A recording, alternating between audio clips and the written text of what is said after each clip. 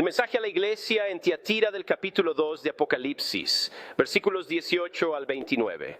En su elogio a esta iglesia, Cristo pone el énfasis en sus obras, como si dependieran de ellas y afirmaran que merecen mérito por obras de supererogación. Pero él tenía una queja contra ellos que era terrible en su horror. Los acusa no solo de permitir que una mala mujer, Jezabel, que se autodenominaba profetisa, permaneciera en la iglesia, sino de permitirle enseñar sus doctrinas perniciosas y seducir a los siervos a cometer fornicación y a comer cosas sacrificadas a los ídolos. ¿Quién era esta mujer? Es una pregunta. Era una impostora y se autodenominaba profetisa. Probablemente era de linaje noble, ciertamente era una mujer de influencia dominante, ya fuera su verdadero nombre Jezabel o no. Era tan parecida a su prototipo en el Antiguo Testamento, Jezabel, la esposa de Acab, que Cristo la llamó por ese nombre. Jezabel, la esposa de Acab, no era de nacimiento una hija de Abraham, sino una princesa de la idólatra Tiro, en una época en que su familia real era famosa por su cruel salvajismo y su intensa devoción a Baal y Astarte. Su padre, Baal, sacerdote de la última deidad, asesinó al monarca reinante Falus y lo sucedió. Achab, rey de Israel, para fortalecer su reino, se casó con Jezabel y ella, con la ayuda de Achab, introdujo el culto licencioso de Baal en Israel y mató a todos los profetas del Señor que pudo atrapar. Y esta influencia la ejerció no solo mientras su esposo estaba vivo, sino también durante el reinado de sus dos hijos, Ocosías y Joram. La hija Atalía a Joram, hijo de Josafat, introdujo el culto idólatra en Judá, y no pasó mucho tiempo antes de que se construyera una casa de Baal en Jerusalén. Y así Jezabel hizo que todo Israel pecara tras el pecado de Jeroboam I, hijo de Nabat. Primera de Reyes, 16:29 al 33. No hay duda de que si Jezabel era una persona real o no, ella tipificaba un sistema, y ese sistema era la iglesia papal. Cuando la iglesia papal introdujo imágenes y cuadros en sus iglesias para que la gente se inclinara ante ellos, se volvió idólatra. Y cuando afirmó que la enseñanza de la iglesia es superior a la palabra de Dios, asumió el papel de profetisa. Un estudio cuidadoso del sistema papal desde el año 606 después de Cristo hasta la Reforma, en el año 1520 después de Cristo, con su institución del sacrificio de la misa y otros ritos paganos, revela en él la influencia del jezabelismo. También fue un periodo de persecución jezabelista, como se ve en las guerras de las cruzadas y el auge de la Inquisición. Una cuidadosa comparación de este mensaje con la parábola de la levadura revelará la maravillosa correspondencia entre los dos.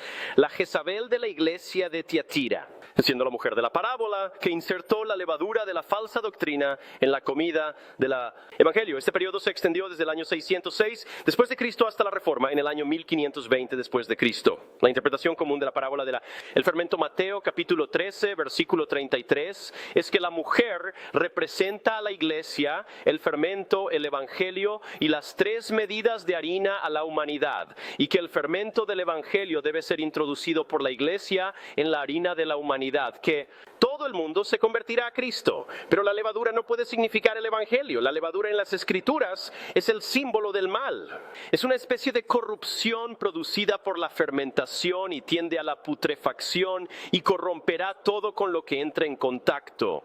Se les ordenó a los hijos de Israel que lo sacaran de sus casas en el momento de la Pascua bajo pena de excomunión. Éxodo 12:15, no debe entrar en contacto con ningún sacrificio. Éxodo 34:25, Levítico 2:11, Levítico 10:12. 3 veces Cristo usa la palabra la levadura aquí en esta parábola. Habla de la levadura de los fariseos, la levadura de los saduceos y la levadura de Herodes. Mateo 16:6-12, Marcos 8:15. Llama a la levadura de los fariseos y saduceos doctrina falsa. La doctrina falsa de los fariseos era el legalismo, la forma de piedad sin la poder. La falsa doctrina de los saduceos era el escepticismo, la negación de la resurrección del cuerpo, diciendo que no había ni ángel ni espíritu. La falsa doctrina de Herodes era el materialismo, una mezcla de religión y mundanalidad. Cristo nunca usó la palabra levadura, excepto en un sentido malo. Es utilizada de la misma manera por el apóstol Pablo. Escribiendo a los Corintios dijo: limpien pues la vieja levadura para que sean una nueva, Más, a 1 Corintios capítulo 5, versículos 6 al 8, en el mismo pasaje llama a la levadura malicia y maldad en contraste con la sinceridad y la verdad. Al escribir a los corintios y a los gálatas sobre prácticas malignas, les advierte que un poco de levadura leuda toda la... Más, a 1 Corintios capítulo 5, versículo 6, Gálatas capítulo 5, versículo 9. Hay solo dos excepciones a esta regla universal. En Levítico capítulo 23, versículos 6 al 14, leemos que la gavilla de las primicias no debía contener levadura porque representaba a Cristo, las primicias de la resurrección, quien estaba sin pecado. Pero la nueva ofrenda de comida de 2 ondas, panes ofrecidos 50 días después en la fiesta de Pentecostés, Levítico 23, 15, 17, debía contener levadura porque la fiesta de Pentecostés era típica de la otorgación del Espíritu Santo sobre los discípulos en el día de Pentecostés, Hechos 2, 1 a 4, y aquellos que lo recibieron no estaban libres de pecado. La otra excepción está en Amós 4, 4, Amós 4, 5, donde el Señor reprende la transgresión y sarcásticamente se refiere al uso de levadura como una multiplicación de la transgresión. Vemos entonces que incluso donde se ordena o permite el uso de la levadura, es un símbolo del mal. Queda claro entonces que lo que se quiere decir con levadura en esta parábola es doctrina falsa o corruptora. Si por levadura se entiende el Evangelio, tenemos una extraña contradicción, porque el Evangelio no actúa como la levadura. La levadura, cuando se coloca en masa, actúa por sí misma, y si se deja sola, fermentará toda la tanda de masa. Pero esta no es la forma en que el Evangelio funciona.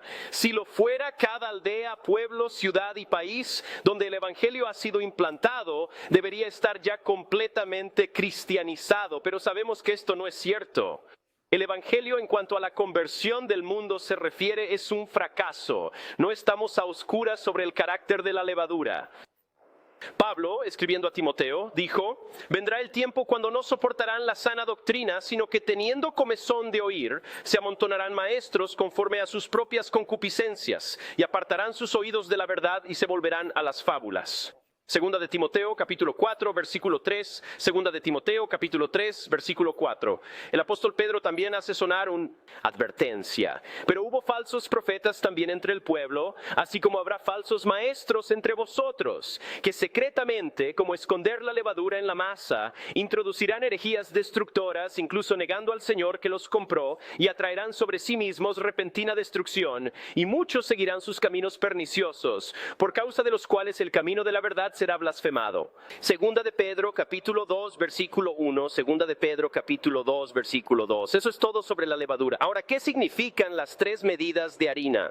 ¿De dónde obtenemos la harina? No de la cizaña. No producirían una harina fina y saludable. La harina proviene del maíz. Por lo tanto, la harina no puede representar a la masa no regenerada de la humanidad, sino a la semilla pura de la palabra de Dios. Es una coincidencia notable que la iglesia profesante esté dividida hoy en 3 grandes partes: la iglesia católica romana, la griega y las iglesias protestantes, que pueden representar las 3 medidas en la harina de las cuales se han colocado las doctrinas falsas y corruptoras de la regeneración bautismal, las oraciones por los muertos, la adoración de imágenes, el sacrificio de la misa y otras doctrinas falsas. La mujer que esconde la levadura corresponde a la mujer Jezabel de la iglesia de Tiatira, Apocalipsis 2:20, y presagia el sistema papal, referido en Apocalipsis 17:5, como la madre de las rameras y abominaciones de la tierra.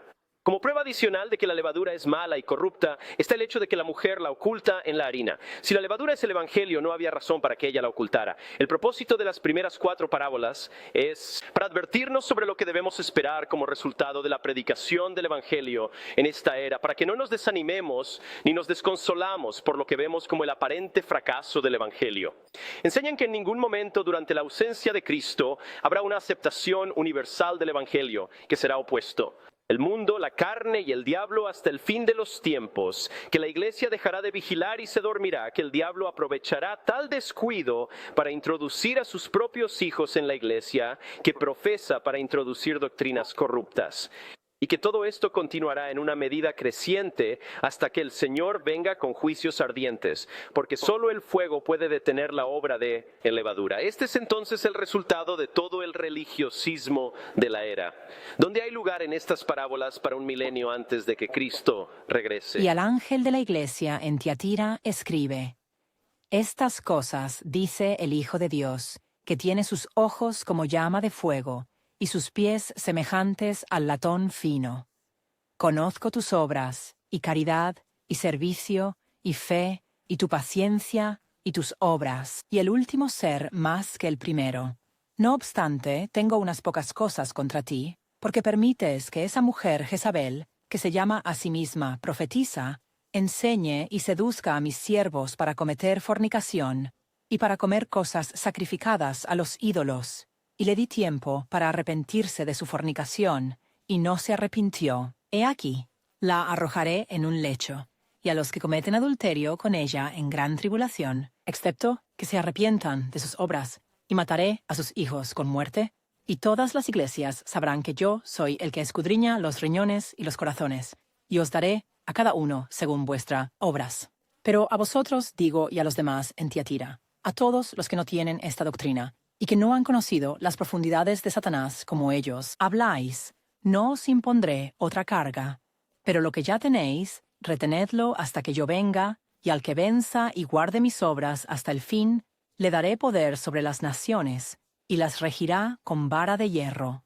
Como los vasos de un alfarero serán quebrados en pedazos, así como yo recibí de mi Padre, y le daré la estrella de la mañana. El que tiene oído, oiga lo que el Espíritu dice a las iglesias. El mensaje a la iglesia en Sardis, Apocalipsis capítulo 3, versículos 1 al 6. La iglesia en Sardis fue llamada una iglesia muerta, aunque tenía nombre de estar viva, es decir, era una iglesia formalista, una iglesia entregada al culto formal o ritualista. Tenía la forma de la piedad sin el poder.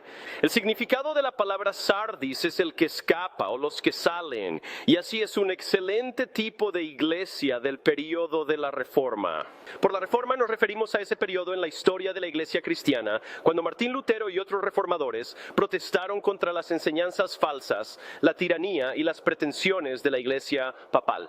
Este periodo comenzó alrededor del año 1500 después de Cristo. La situación en el ámbito dominado por la Iglesia papal se volvió intolerable y llegó a una crisis cuando Martin Luther, el 31 de octubre de 1517 después de Cristo, clavó sus 95 tesis en la puerta de la iglesia en Wittenberg, Alemania. A partir de esa fecha la reforma comenzó, pero era más una lucha por la libertad política que un movimiento puramente cristiano o religioso.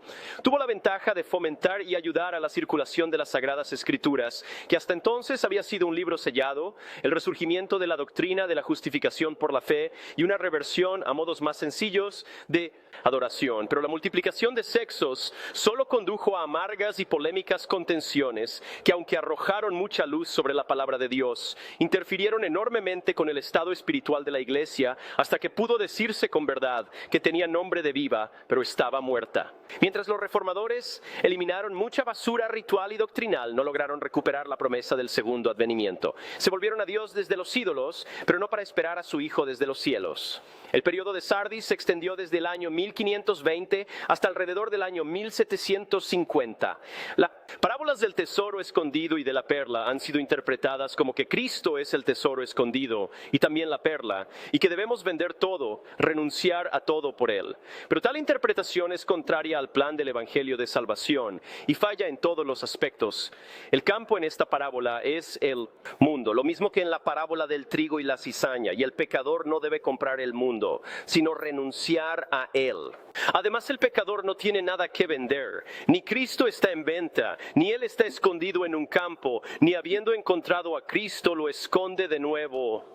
La salvación no es algo que se pueda comprar, es un regalo gratuito, Romanos 6:23. El pecador no compra a Cristo, Cristo lo compra a él, 1 Corintios 6:20. La salvación es gratuita y es algo que se recibe, Juan capítulo 1 versículo 12, y eso sin dinero y sin precio, Isaías 55:1.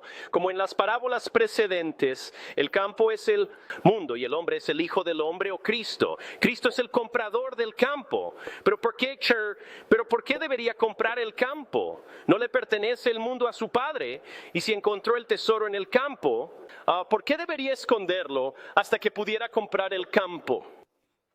¿Se consideraría honesto descubrir que bajo la superficie de la granja de un hombre había tesoros ocultos de carbón, hierro, petróleo o cobre, y sin informarle tratar de asegurar la granja a un bajo costo, engañándolo así hasta que la propiedad fuera asegurada? La respuesta es que un usurpador, el diablo, había tomado posesión del campo. El tesoro escondido no estaba en el campo cuando él tomó posesión, fue colocado allí. después. No le pertenecía al diablo, le pertenecía a Dios, quien lo había escondido en el campo del diablo. Cristo lo encontró y como la única forma de obtener el tesoro era comprar el campo, Cristo lo escondió de nuevo y luego compró los campos. Y el precio que pagó fue todo lo que poseía. 2 de Corintios capítulo 8, versículo 9. El tesoro escondido es Israel. Dios le dijo a Israel en el Sinaí que seréis un tesoro peculiar para mí sobre todos los pueblos, porque toda la tierra, mundo, es mío. Éxodo 19:5. Porque el Señor ha escogido a Jacob para sí e Israel para su especial tesoro. Salmos 135, verso 4. El tesoro todavía permanece escondido en el campo. Cristo compró el campo en la cruz, pero no ha tomado posesión aún y no lo hará hasta que llegue el momento de la redención de la posesión comprada. Efesios 1:14. Hasta ese momento Israel debe permanecer escondido entre las naciones. Este es uno de los misterios del reino de los cielos. Porque no quiero, hermanos, que ignoréis este misterio para que no seáis sabios en vuestra propia opinión, que el endurecimiento ha sucedido en parte a Israel hasta que haya entrado la plenitud de los gentiles. Romanos capítulo 11, versículo 25. Israel debe permanecer oculta en el campo hasta que haya entrado la plenitud de los gentiles. Entonces Cristo regresará y reclamará su tesoro escondido, e Israel será resucitada del cementerio de las naciones, donde está enterrada y será restaurada en su propia tierra. Y al ángel de la iglesia en Sardis escribe: Esto dice el que tiene los 7 espíritus de Dios y las 7 estrellas. Yo conozco tus obras, que tienes nombre de que vives y estás muerto. Sé vigilante y fortalece las cosas que quedan, que están a punto de morir, porque no he hallado tus obras perfectas delante de Dios. Recuerda, por tanto, cómo has recibido y oído, y reténlo y arrepiéntete. Sí, por tanto, no vigilas, vendré sobre ti como un ladrón, y no sabrás a qué hora vendré sobre ti. Tienes unos pocos nombres incluso en Sardis que no han manchado sus vestiduras, y caminarán conmigo en blanco, porque son dignos. Aquel que venza será vestido con vestiduras blancas, y no borraré su nombre del libro de la vida, sino que confesaré su nombre delante de mi Padre y delante de sus ángeles. El que tenga oído, oiga lo que el Espíritu dice a las iglesias. El mensaje a la iglesia en Filadelfia. Apocalipsis 3, 7 a 13. No hay duda acerca del significado de la palabra Filadelfia. Significa amor fraternal y describe bien la caridad y el compañerismo fraterno que disiparon las amargas animosidades personales que caracterizaron a los disputantes teológicos del período de Sardis e hicieron posibles los trabajos evangelísticos y misioneros de los años pasados. Se dicen 3 cosas de esta iglesia. Una, tenía poca fuerza. Era como una persona que volvía a la vida, pero todavía muy débil. Era la iglesia de Sardis, muerta, revivida. Y los avivamientos han sido característicos del periodo de Filadelfia. Estas revivals comenzaron con George Whitefield en el año 1739, seguidos por John Wesley, Charles G. Finney y D.L. Moody. 2, tenía delante de él una puerta abierta que ningún hombre podría. Ten en cuenta que esta promesa fue hecha por aquel que tiene la llave de David, aquel que abre y nadie cierra, y cierra y nadie abre. En 1793, William Carey zarpó hacia la India, donde encontró una abierta puerta. Y desde entonces el Señor ha abierto la puerta a China, Japón, Corea, India, África y las islas del mar, hasta que no haya un país en el mundo donde el misionero no pueda ir. 3, iba a ser guardada de la hora de la tentación, la tribulación que vendrá sobre todo el mundo.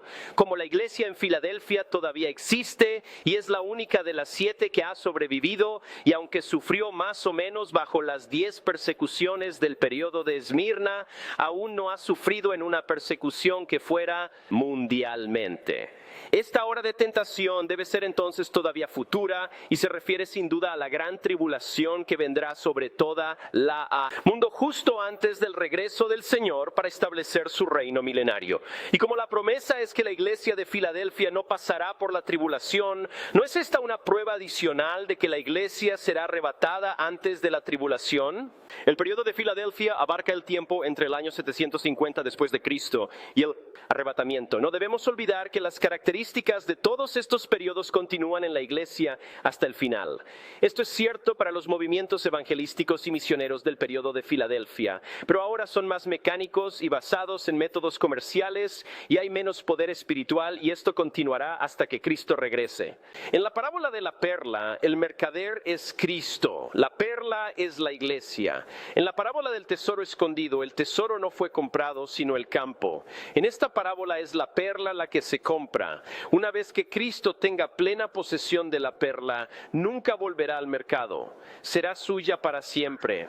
Vemos en esta parábola que el propósito de esta dispensación es asegurar y formar la iglesia. Y al ángel de la iglesia en Filadelfia escribe: estas cosas dice el que es santo, el que es verdadero, el que tiene la llave de David, el que abre y nadie cierra, y cierra y nadie abre. Conozco tus obras. He aquí, he puesto delante de ti una puerta abierta, y nadie puede cerrarla, porque tienes poca fuerza, y has guardado mi palabra y no has negado mi nombre. He aquí, yo haré que aquellos de la sinagoga de Satanás, que dicen ser judíos y no lo son, sino que mienten, he aquí, yo haré que vengan y adoren a tus pies, y sepan que te he amado. Porque has guardado la palabra de mi paciencia, yo también te guardaré de la hora de la tentación, que vendrá sobre todo el mundo para probar a los que habitan sobre la tierra. He aquí, vengo pronto, retén lo que tienes para que nadie tome tu corona. Al que venciere, lo haré columna en el templo de mi Dios, y nunca más saldrá de allí, y escribiré sobre él el nombre de mi Dios, y el nombre de la ciudad de mi Dios, que es la nueva Jerusalén, la cual desciende del cielo de parte de mi Dios, y escribiré sobre él mi nuevo nombre. El que tiene oído, que oiga lo que el Espíritu dice a las iglesias. Y él dijo: Mirad que no seáis engañados, porque muchos vendrán en mi nombre, diciendo: Yo soy Cristo, y se acerca el tiempo. No lo sigan, por lo tanto. Pero cuando oigáis de guerras y conmociones, no os aterroricéis, porque estas cosas deben suceder primero, pero el fin no será de inmediato. Entonces les dijo: se levantará nación contra nación, y reino contra reino, y habrá grandes terremotos en diversos lugares, y hambres y pestilencias, y habrá aterradores espectáculos y grandes señales desde el cielo. El mensaje a la iglesia en la Odisea, Apocalipsis capítulo 3, versículos 14 al 22. Cristo no tiene elogios para esta iglesia, pero sí mucho de qué quejarse. Él dice: yo conozco tus obras, que ni eres frío ni caliente. Ojalá fueses frío o caliente, pero porque eres tibio y no frío ni caliente, te vomitaré de mi boca. No hay nada más repugnante o nauseabundo que tibio. Agua, así que no hay nada más repugnante para Cristo que una iglesia tibia. Él preferiría tener una iglesia congelada o servir, hervir. Fue la fría atmósfera espiritual de la iglesia de Inglaterra lo que llevó a John Wesley a iniciar esas reuniones al aire libre, que se hicieron tan notables por su carácter religioso, fervor, y fue la misma atmósfera fría de la iglesia metodista la que llevó a William Booth, a su vez, a convertirse en un ardiente miembro del ejército de salvación. Nuestras iglesias hoy en día están en gran medida en esta condición tibia. Hay muy poco de espiritualidad afectuosa, hay mucho ocurriendo en ellas, pero es en gran parte mecánico y de carácter social. Comités, sociedades y clubes se multiplican, pero hay una ausencia de calor espiritual. Se realizan reuniones de avivamiento, pero en lugar de esperar en el Señor por poder, se contratan evangelistas y cantantes pagados, y ganar almas se convierte en un negocio. La causa de esta tibieza es la misma que la de la iglesia de la Odisea.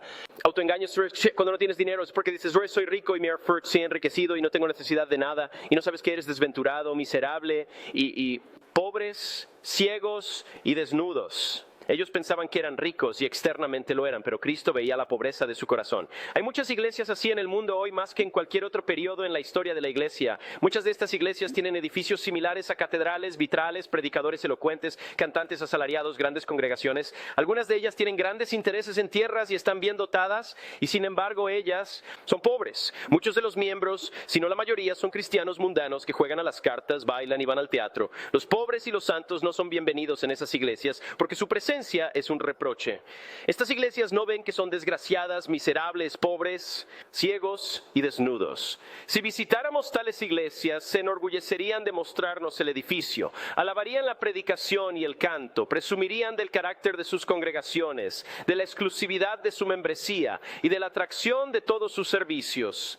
Pero si sugiriéramos una serie de reuniones para profundizar la vida espiritual o la conversión de los no salvados, dirían, oh no queremos esas reuniones, no tenemos necesidad de nada. So, y'all say or sir. La iglesia en la Odisea no estaba cargada de deudas, pero sí estaba cargada de riqueza. El problema con la iglesia hoy es que piensa que nada se puede hacer sin dinero y que si solo tuviéramos el dinero, el mundo sería convertido en esta generación. El mundo no ha de ser convertido por dinero, sino por el Espíritu de Dios. El problema con la iglesia de la Odisea era que su oro no era del tipo correcto, por lo que se le aconsejó comprar al Señor oro refinado por el fuego. ¿Qué tipo de oro es ese? Es oro que no tiene mancha sobre él, oro que no está corrompido ni asegurado mediante fraude o la retención de un salario justo. ¿Qué descripción tenemos de estos días de la Odisea en Santiago capítulo 5 versículos 1 a 4? Pero la iglesia de la Odisea no solo pobre aunque rico, era ciego, o para ponerlo más exactamente, miope. Podían ver su prosperidad mundana, pero eran cortos de vista respecto a las cosas celestiales. Así que el Señor les aconsejó ungir sus ojos con colirio.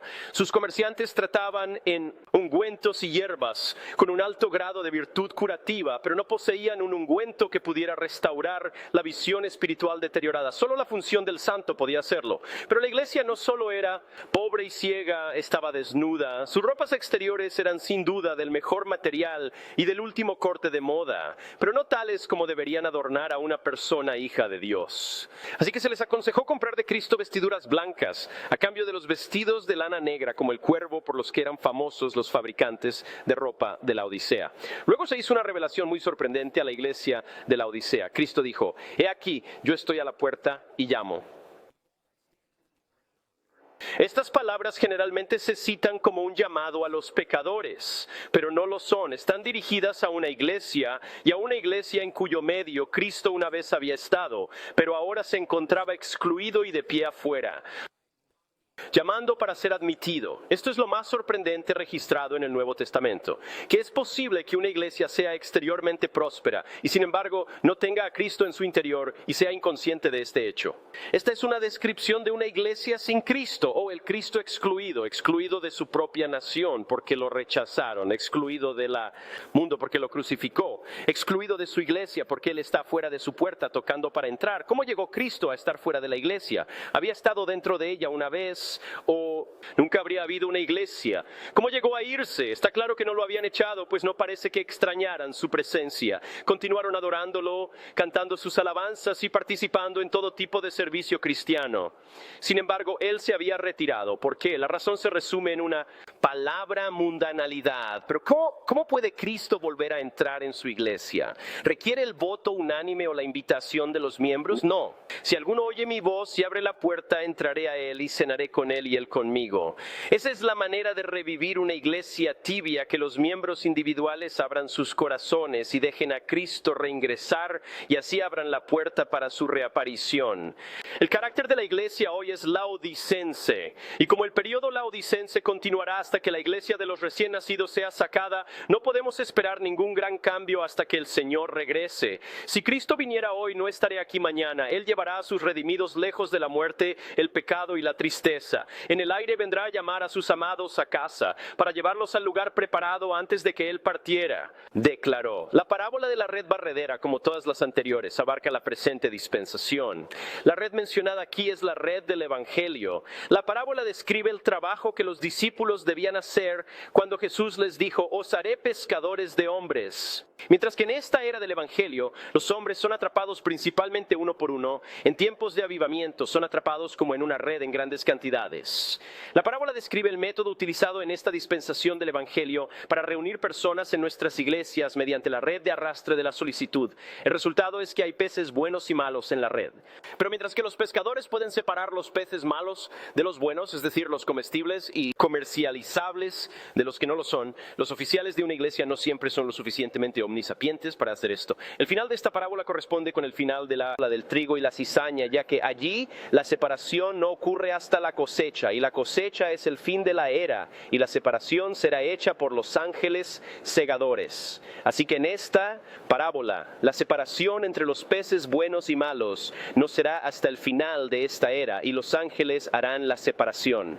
También debemos notar que así como las cizañas fueron reunidas primero, pero no quemadas hasta que el trigo haya sido reunido en el cielo, granero, aquí los peces buenos son separados de los malos y los buenos recogidos en vasijas cielo antes de que los malos sean echados. Cuando se lanza una red al mar, aunque la red se llena hasta el punto de romperse, la gran mayoría de los peces en el mar no son capturados. Y donde hay una separación de los capturados, como en la parábola, comparativamente pocos son salvados. Si esto es cierto para esta dispensación del Evangelio, como parece enseñar la parábola, entonces el mundo no será convertido antes de que los ángeles pescadores separen a los justos de los malvados en la venida del Señor. Y de noche se oyó un clamor. Y aquí que viene el esposo, salid a su encuentro. Night, die. Entonces, todas aquellas vírgenes se levantaron y arreglaron sus lámparas. Y las insensatas dijeron a las prudentes, danos de tu aceite, porque nuestras lámparas se apagan. Pero las prudentes respondieron, diciendo, no sea que no haya suficiente para nosotras y vosotras, sino más bien, id a los que venden y comprad para vosotras mismas. Y mientras iban a comprar, llegó el novio, y las que estaban listas entraron con él a la boda, y la puerta fue cerrada. Después vinieron también las otras vírgenes, diciendo, Señor, Señor, ábrenos. Pero él respondió y dijo, de cierto os digo, no os conozco. Velad, pues, porque no sabéis ni el día ni la hora en que el Hijo del Hombre viene. Y vi, cuando el Cordero abrió uno de los sellos, y oí uno de los 4 seres vivientes decir, como con voz de trueno, ven y mira.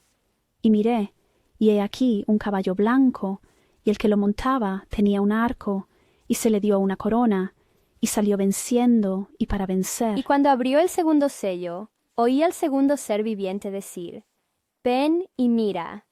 Y salió otro caballo, rojo, y al que estaba sentado sobre él se le dio poder para quitar la paz de la tierra, y que se mataran unos a otros, y se le dio una gran espada. Y cuando él abrió el tercer sello, oí a la tercera bestia decir, ven y mira.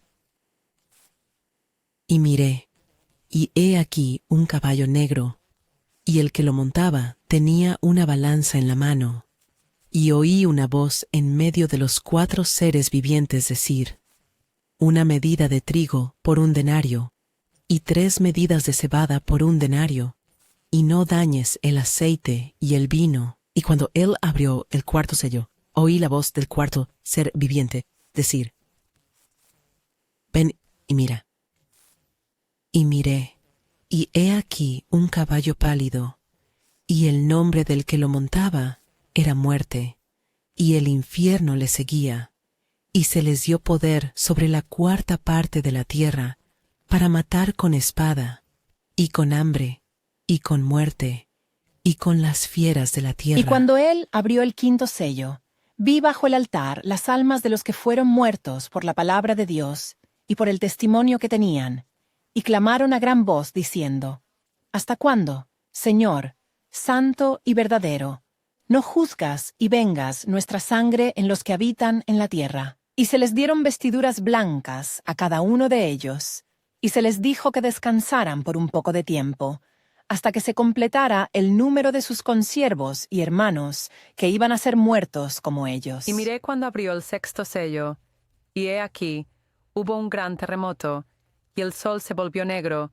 como un saco de pelo, y la luna se volvió como sangre, y las estrellas del cielo cayeron sobre la tierra, como una higuera que arroja sus higos tardíos cuando es sacudida por un gran viento. Y el cielo se desvaneció como un pergamino cuando se enrolla, y toda montaña e isla fueron removidas de sus lugares, y los reyes de la tierra, y los grandes hombres, y los ricos, y los capitanes principales, y los hombres poderosos, y todo siervo, y todo hombre libre se ocultaron en las cuevas y entre las rocas de las montañas, y dijeron a las montañas y a las rocas: Caed sobre nosotros, y escondednos de la faz de aquel que está sentado en el trono y de la ira del Cordero, porque ha llegado el gran día de su ira. ¿Y quién podrá sostenerse?